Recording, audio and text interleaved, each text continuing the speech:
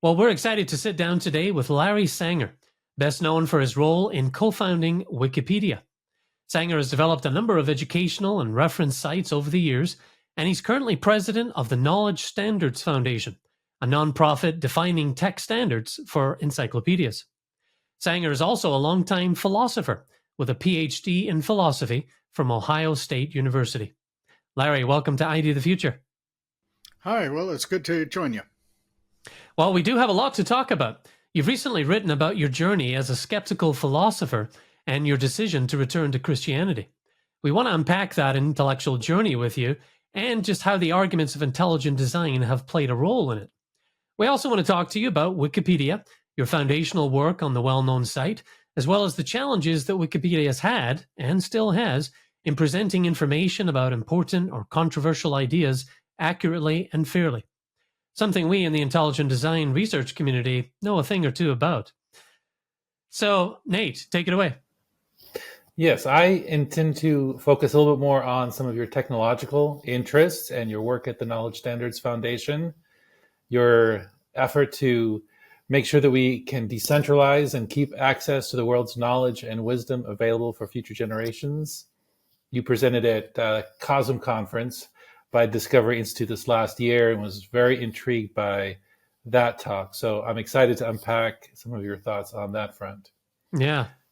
Well, let's jump right into it. Larry, you were born in our neck of the woods, Bellevue, Washington, not far from Seattle, where Discovery Institute is headquartered. At age 7, your family moved to Anchorage, Alaska. Tell us a bit about your early years, your parents, and what inspired your love of philosophy. Well, that's right. When I was about 7, we moved up to Anchorage, and already at the time, I was thinking a lot about basically hard questions because I was just a curious kid, just trying to understand things that people were saying. And we went to church regularly. My dad was an elder when I was very young in the Lutheran Church Missouri Synod. And, they would bandy about words like mind and soul and spirit. And I would ask, well, what's the difference between these things? And I would also ask I didn't know they were called this at the time, but philosophical questions about, the origin of the universe. And, well, if the universe had to have a cause, then why didn't God have to have a cause? And things like that. I was confirmed in the Lutheran Church around the age of 12 or 13. And then right about the same time, my parents got a divorce. So soon thereafter, we stopped going to church. And, I guess that's when this story gets interesting. Yeah. Yeah, you've written that you stopped believing in God around 14, 15 years old. So you've alluded to some of it, but what was going on in your head at that time to bring about that change? Well, just no longer going to church, and I just started wondering, just sort of naturally, organically, about philosophical questions. But I also took a class in the junior year of high school in philosophy, and that really inspired me to try to make sense of the basic features of the world, basically, and our place in it. The following summer, I fancied myself a novelist, and my brother told me, um, you know, how can you write a novel? You don't know anything. You're just a kid. You don't. And I said, well, okay, fine. I guess I do need to learn more about like the deep things of life. And so that's actually one of the things that led me to start thinking about philosophy. But when I did, I realized that the people around me had made all sorts of what I would call philosophical mistakes, which were just terrible explained some terrible practical mistakes in their lives, like drug abuse and crime and divorce and whatnot, um, avoidable errors. Um, and if they'd simply had different beliefs, then they wouldn't have fallen into these errors, it seemed to me. So I, I came to the conclusion that it's very important to uh, basically jettison all of my beliefs that I didn't understand perfectly. In other words, I didn't know what I was believing, or that I couldn't justify to a very high degree of, logical rigor. Yeah, yeah. Man, those teen years are just such an important time of development where you sort of turn inward, but you're also paying, great attention to what's happening around you. And it's a very important time to be thinking about identity issues and just what you believe. It's a great refining time. Well, I want to bring out a story you share in a recent post. It's the time when you were in your late teens and you made the bold move of calling up a pastor to ask some skeptical questions, and you didn't really get the response you were looking for. Tell us about that.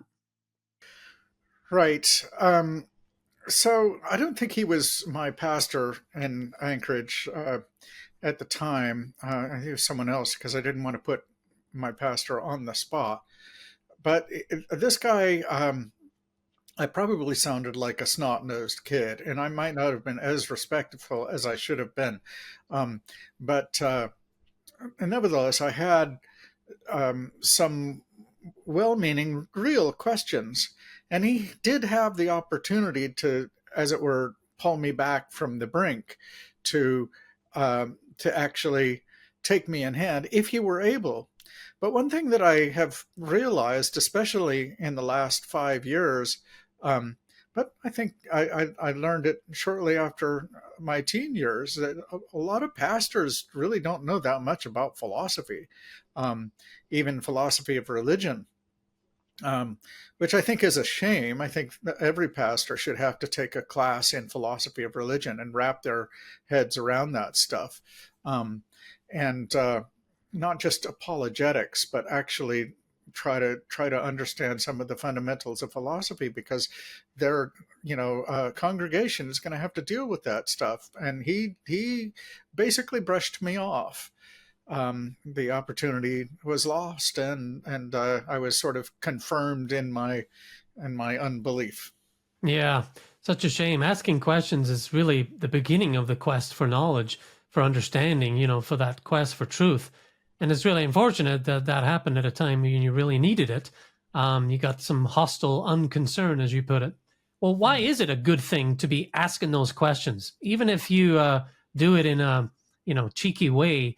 You're really serious about looking for answers, especially at that time in your life. Why is it good to have a questioning spirit? Well, I mean, it's the only way that we can actually come to certain kinds of knowledge. There's certain things we simply cannot ever really learn unless it begins with an admission of um, ignorance and a desire to investigate the truth. And this is especially true in about philosophy and a lot of spiritual matters. I think it's true of how a Bible study works. Also, just to take another example, like unless you actually ask certain questions about the book of Genesis, you are not going to understand the subtext. And so it can be scary, something that I never really bothered me very much after my teen years. I just always, boldly go around asking whatever I think needs asking. So, Yeah, it does sadden me, Larry, that that was your experience. I have a skeptical disposition as well, and began my own quest around that same age. But unlike your story, I was really blessed with some highly intelligent people around me, and we had so much fun, delving into the deep end of the pool. And I still owe some of those people a debt to this day. Now, you recommend a approach called methodological skepticism, Right. and dogmatic skepticism can sort of consign you to never arriving at knowledge. But methodological skepticism, why don't you explain how that is different and why you recommend that as a, or at least did, as a truth-seeking Sure. approach? It's so methodology is basically it means a procedure for arriving at a certain conclusion or beliefs. So methodological skepticism doesn't mean concluding that we cannot know about an external world or that other minds exist or things like that. No, but what it means is we provisionally doubt. We are provisionally skeptical until we have arrived at some adequate measure of evidence or investigation, and only then making up our mind, or perhaps not even making up our mind at all, but simply leaving a lot of things undecided that don't really need to be decided, because we ultimately are looking for only truth. There's the whole question: what's better, to have a high density, high octane system of beliefs in which there are relatively few of them, but much more likely to be true, or a much larger body of beliefs of which maybe many more of them are false? Yeah, that's a good way to put it. I like that. Well, in college, you considered yourself agnostic. You withheld the proposition, as you say, on belief in the existence of God. Now, you were studying to be a professor of philosophy at the time. Did you find others in that field to be on a truth-seeking mission like you? Well, I mean, sure. Fellow undergrads and grad students were very much interested in philosophy, obviously, but there weren't that many people who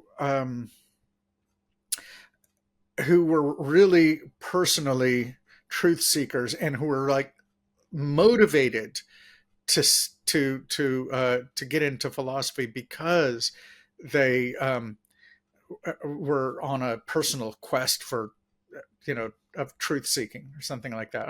I seem to be pretty unusual in that regard. Although there are friends that I met along the way who were like that. They weren't necessarily philosophers. A lot of people in religion actually are more. That's more likely to be descriptive of people who were, religious studies majors, seekers. Now, as an agnostic, you were aware of and found many of the typical arguments for God's existence, pretty unconvincing at the time. But then around 1994, a student in one of your intro to philosophy classes, because you were teaching at this time, presented to you a version of the argument from design called the fine-tuning argument. Mm-hmm. How did that impact you? How did you find that? Well, I think I'd heard it before, but he put it in a way that was very persuasive. And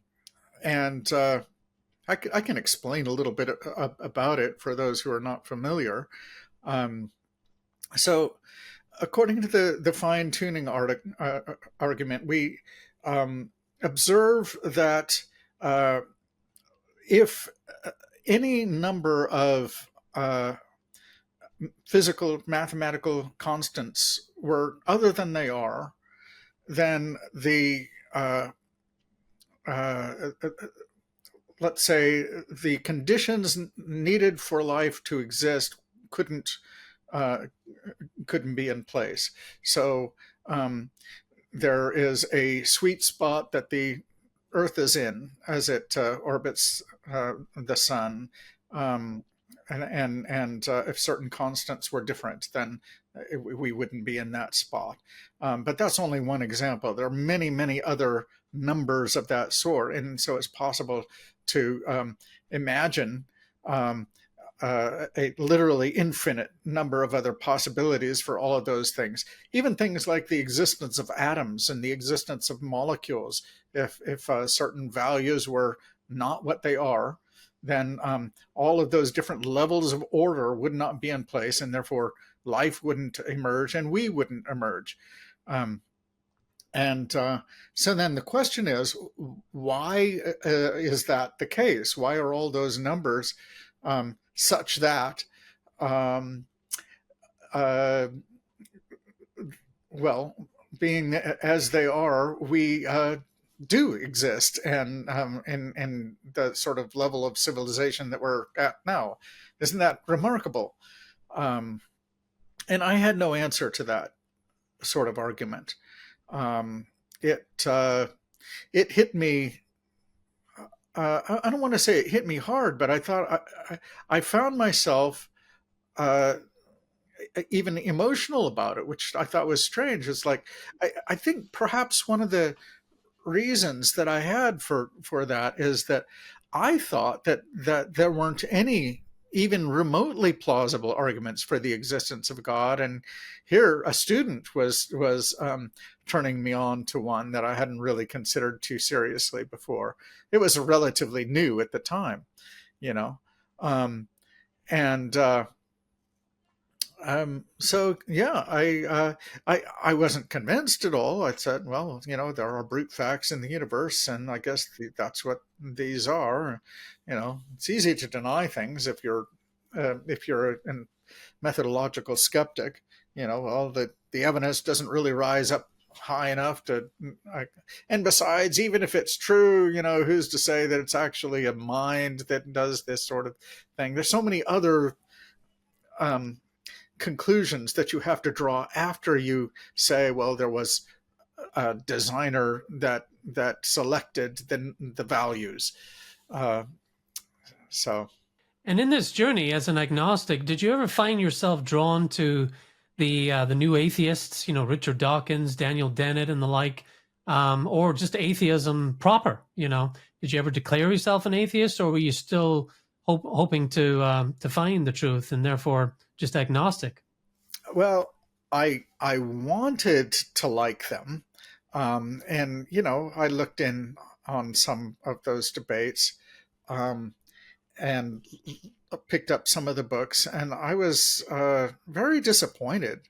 I thought I could do better, and I was a graduate student, or a newly minted PhD, because they did come start their business, I guess, right around 2000 or so, I guess, which is when I got my PhD.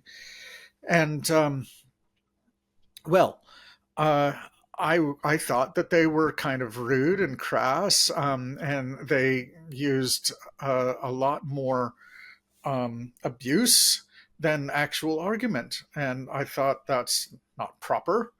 And I never was hostile to Christianity. I didn't feel drawn to atheism at all. Again, this is because methodological skepticism. If you're actually a skeptic, then you don't take a position. And according to the philosophical understanding of what atheism means, that is the positive assertion that God does not exist. And well, then that would give me a burden of proof, which I would lack as an agnostic. So, yeah. But they did do it with such flair. In your follow-up, I really found interesting, you know, you kind of told an intellectual diary of sorts, following up on your initial story. And in that, you got into a little bit more detail about your exploration of the creationism and intelligent design conversation. You read William Dembski's Understanding Intelligent Design, Michael Behe's Black Box, mm-hmm. and also Richard Dawkins' Blind Watchmaker. Mm-hmm. And you said, I was surprised both at how plausible Dembski and Behe were and at Dawkins' utter failure to engage with their sorts of arguments. Do you recall your thought processes during that time, and what kind of left that impression in your mind? Yeah, I actually dropped Dembski a line at the time and got a little advice from him, and he was very nice. Um, and yes, I do remember quite well. In fact, I'd like to reread some of that stuff or just read more. It's really fascinating. And it appeals to somebody who is of a skeptical bent. I remember actually as a graduate student occasionally meeting like a fellow graduate student in biology um, at Ohio State and just asking them, peppering them with basic intelligent design type questions because it's not hard to formulate such questions. You just how did it just so happen that the eye operates in such a fine-tuned way so that if any one part of it were not as it is, then it would just fail to operate altogether. Um, and they are really befuddled, in as far as I can tell, by this sort of question. They come up with reasons to not answer, to basically explain why they don't have to answer the question rather than answering the question, and of course sometimes they will make a brave attempt to try to explain these things. Um, I didn't actually get all the way through um, uh, the Hawkins. Yes, the blind watchmaker. I didn't get it all the way through it. I was just so disappointed because he wasn't actually engaging with the arguments. Um, and I looked ahead a little bit, and then it seemed to me he was being rather glib. Um, so yeah, that made an impression. That's after I came to believe that God exists. I don't think that one needs to rest on the notion of the God of the gaps, God having to be there to explain certain certain gaps in our scientific explanations. That I don't think is actually the best formulation of that type of argument. And I actually think somebody like Dembski would agree with me that it isn't he isn't committed to that sort of approach. That's what it looked like to me as a graduate student and a PhD philosopher. And that actually is kind of hard to understand exactly how is this not a God of the gaps type of argument? Aren't you just saying, isn't this ultimately just an argument from ignorance? Well, Larry, skeptics will sometimes criticize intelligent design arguments by claiming that they depend on the lack of any explanation other than divine design, leading to the claim that invoking God in the absence of scientific understanding is simply an argument for ignorance, or from ignorance, I should say. But this argument has been handily refuted by Dr. Meyer and others in the intelligent design community. And as you were wrestling with the God of the Gaps idea, you gave it further thought, and I appreciated the style of refutation you gave it. What did you conclude about the God of the Gaps and the evidence for the fine tuning of the universe that made a difference in your thinking?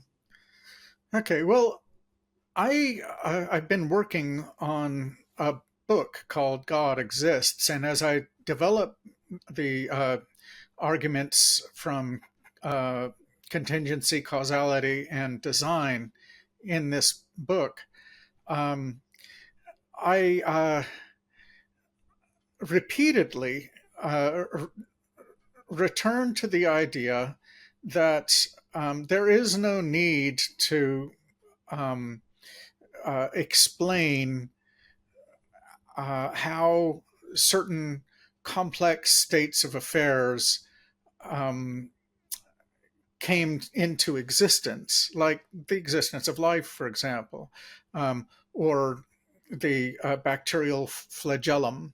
Um, or any number of other things, or even for that matter, just the values of the variables that the scientific constants rather. Um, um, these things are all part of and can be used as part of arguments for the existence of God, I think validly, but they do tend to suggest to people that the only explanation that can be given for such things is that God just made them that way, um, and that does seem to suggest a kind of argument from ignorance. The problem is, as I again repeatedly discovered, is that that doesn't do justice to the positive reasons that we have for believing that God exists. Um, the positive reason really is that there needs, at every level of the scaffolding of the universe, there needs to be an explanation of why more complex but ordered states of affairs emerge out of more fundamental states of affairs. Um, and you can explain it in terms of the reduction of equations to more fundamental equations. For example, every high school chemistry teacher can explain to you why the rows and the columns in the periodic table have the beautiful structure that they have in terms of orbital theory and some other things. But what they can't explain, they never try to, because it's really not part of science as it is constituted, is why all of those things are the case at the same time. It's like, why should it be that the things, that the states of affairs that we explain emergent phenomena in terms of all co-occur at the same time? So you might say that, well, there's a gap there. Yeah, there is a gap there, but it's a gap that occurs at every level of the scaffolding of nature. And what that really means is, what there is a need for is an explanation of the order of the universe at every level. And that's not a thing that scientists really propose any sort of explanations for, because really, well, what is it? I mean, okay, if you want to say that there's a God of the gaps, there's a big gap and it's right there. Okay, go ahead and explain and propose how to fill it. The only thing on offer, though, is that a mind-like entity could anticipate the results of setting certain laws to act the way they do, setting certain constants and creating matter in a certain initial condition, right? Everything flows from that in a perfectly mechanistic fashion. Fine, you can believe that as far as this argument goes, right? And even that life emerged in some stunningly coincidental way, or not. Maybe it actually can be explained in some more mechanistic way. It doesn't matter. It doesn't matter. There is still a stunning order that there is a need of explaining, and that's the thing that's amazing to me, right? I throw up my hands, when people start talking about evolutionary theory. I'm not a biologist. Might be true, I suppose. I'm not really sure how they do explain certain how certain things evolve, and they never really have explained, how even a single molecular pathway, which explains anyway. I don't need to get into all of that stuff, right? That's what the Discovery Institute does. I'm just talking about a very, very general perspective on the universe. So in sum, the thing that inspires me with the greatest admiration and makes me think that the universe is designed is not any gap in our knowledge, But the entire order, the rational order of the universe, that's actually the thing that suggests a rational mind. And that actually is what inspires the scientists themselves to become believers when they do. It is a contemplation of the order, not the gaps in the order. Yeah, yeah, you've got the power of that cumulative case. Well put, Larry. Thank you. Now, in your essays, How to End Western Civilization and Our Moral Abyss, you bemoan the decline of religion and its impact on Western moral culture, even as a non believer. Right. And this echoes the similar sentiments of folks like Richard Dawkins, who see themselves as cultural Christians, rejecting the tenets of Christianity while desiring to hold on to its trappings and its positive influence on society. Can you describe the tension between your lack of belief and your appreciation for the moral influence of Christianity at the time? I didn't actually regard them as in much tension.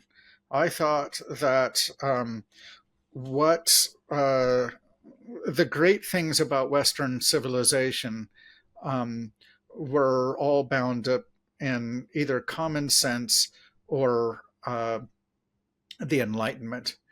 I thought that it was just a sort of accidental feature about Christianity that it happened to be, pro morals, so to speak. Um, and that, if you look at the high civilizations around the world, and like ancient Greece and ancient Rome, they also had some relatively, um, you know, high moral standards that sustained civilizations over, centuries. Now I have a little bit more fine-grained understanding of such things, but that's what I would have said at the time. Um, and I will say though that I did admire Christians for taking those things seriously, and that actually made a difference to me. And it did bother me actually that a lot of my fellow philosophers, for all of their work in ethical theory, and they certainly think that it's possible to defend um, moral obligations on purely naturalistic grounds. That's the whole project of ethical theory, after all. Um, but in another way, I didn't see so much in the way of true moral seriousness that was required to sustain a civilization. Now, they would disagree with me, I'm very sure. They would be, in high dudgeon about such a thing. Oh, we're more serious, more morally serious than you are, you know. But that's how it struck me, that there is a certain kind of glib gamification of philosophy when it tackles these serious questions. And one of the reasons that I thought that I was kind of impressed with Christianity, even before I became a Christian, was that sense of moral seriousness that just seemed to be part of the Christian outlook. Yeah, yeah. Well, by 2019, you found yourself re-examining some of those old arguments for the existence of God, sometimes in new versions. And at that time, you came across a lecture by our own philosopher of science, Dr. Stephen Meyer. He was discussing the idea that since the Big Bang originated the matter of the universe, there had to be a cause of the matter, a cause of the Big Bang, that lay outside that explosive origin event. How did Meyer's argument impress you?